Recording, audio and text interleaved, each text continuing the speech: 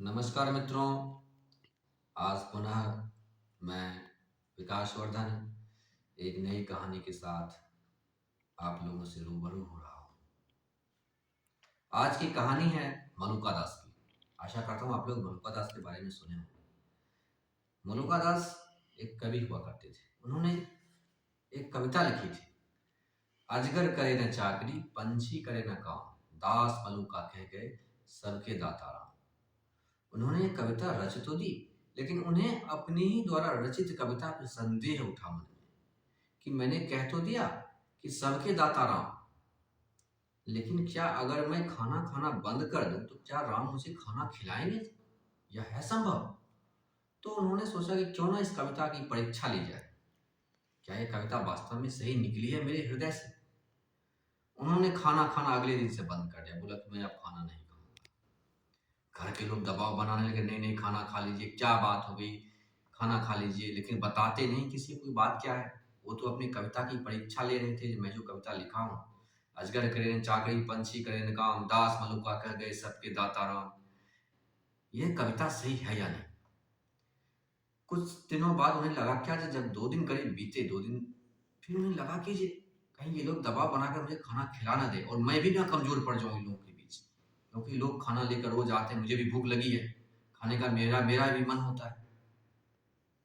फिर वो घर छोड़कर जंगल चले गए। परिवार के लोग भी उनके पीछे पीछे पीछे पीछे जंगल गए।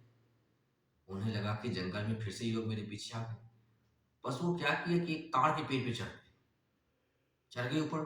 सोचे कि अब क्या करेंगे, अब तो इन लोगों को जाना ही पड़ेगा, मैं पेड़ पे ही रहूंगा। तो फिर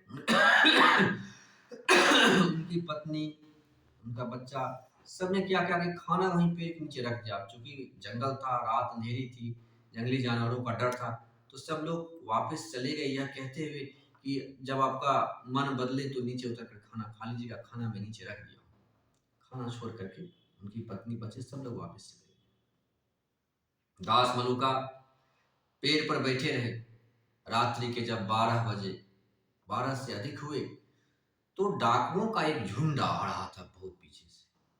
कहीं से लूट करके डाकुओं का झुंड आ रहा था। डाकुओं का झुंड आ रहा था, उसके पास मसाल थी। मसाल के प्रकाश में वो लोग लूटी गई संपत्ति का बंटवारा करने के लिए उसी पेड़ के नीचे ठहरा। देखा यहाँ पे खाना रखा हुआ है। बोला, अरे इस वीरान जंगल में खाना कहाँ से आया?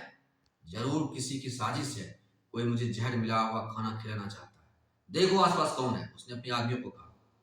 उसके आसपास देखने लगे, कोई था नहीं। तभी एक की निगाह ऊपर पड़ी। देखिए ऊपर मलुका दास बैठे हुए थे। यद्यपि वो मलुका दास को पहचानता नहीं था। बोला कि उतारो इस आदमी को, जरूर इसने जहर मिलाया होगा इस खाने में और ये हमें साजिश से मारना चाहता है, उतारो इसको। तब क्या हुआ कि एक व्यक्ति जो है सो चढ़ा पेड़ पर और जबरदस्ती मलुका दास को नीचे उतारा और जो खाना था उनको पटक करके, जो भी रोटी सब्जी दाल थी, पटक करके मलुका दास को खिला दिया। तब मलुका दास बोली, मैं समझ गया, सच में सबके दाता राम है। मैं भरसक कोशिश किया कि मैं खाना ना खाऊं, लेकिन राम ने मुझे पटक कर खाना खिला दिया। तब से उन्हें अपनी कविता पे भरोसा आया और तब उन्होंने अपना परिचय और पेड़ पर छुपने का कारण उन डकैत लोगों को बतलाया। फिर सब लोग हंसने लगे और उसके बाद उन्हें जाने दिया डकैतों ने।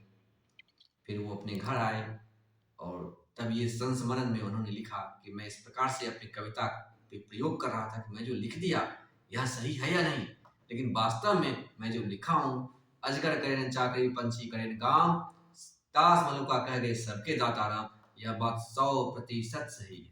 सबके दाता राम वास्तव में है। आशा करता हूं मित्रों आपको दास मलुका की कहानी पसंद आई होगी। कहानी पसंद आई हो तो चैनल को सब्सक्राइब करें, लाइक करें, कमेंट करें।